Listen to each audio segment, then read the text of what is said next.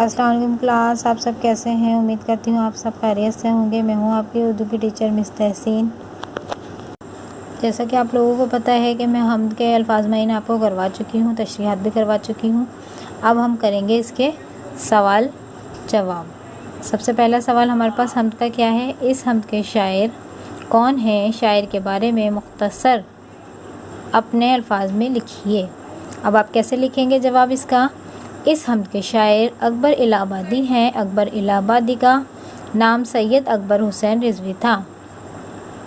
12 نومبر 1842 کو الہ آباد بھارت میں پیدا ہوئے۔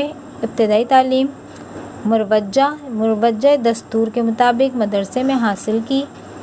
قانون کی اعلیٰ تعلیم حاصل کرنے کے بعد الہ آباد ہائی کورٹ میں بحیثیت سیشن جج ملازمت حاصل کی۔ یہ ہمارے پاس کیا ہے؟ شاعر کا مختصر سا الفاظ میں تعارف۔ اب اس کا ہمارے پاس دوسرا سوال کیا ہے؟ اب ہمارے پاس اس کا دوسرا سوال کیا ہے؟ اس نظم میں فطرت کے کون سے مظاہر اور نعمتوں کا ذکر کیا گیا ہے؟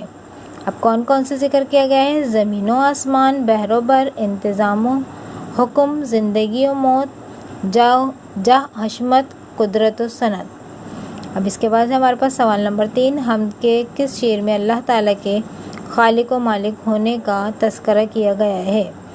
جواب، حمد کے دوسرے شعر میں اللہ نے خالق و مالک ہونے کا تذکرہ کیا گیا ہے۔ کس میں کیا گیا ہے؟ دوسرے شعر میں۔ یہ ہیں آپ کے 3 سوال۔ اب آپ ان 3 سوالوں کو اپنی کاپی میں لکھیں گے۔ اگر ان 3 سوالوں میں آپ کو کوئی الفاظ سمجھ میں نہ آئے تو آپ صحیح سے سمجھ کر اس کو کریے گا، اور نئے پھر بھی سمجھ میں نہ آئے تو آپ زوم کلاس میں مجھ سے پوچھ سکتے ہیں۔ یہ ہیں آپ کے سوال، پہلا سوال، دوسرا سوال اور تیسرا سوال۔ اوکے، اللہ حافظ۔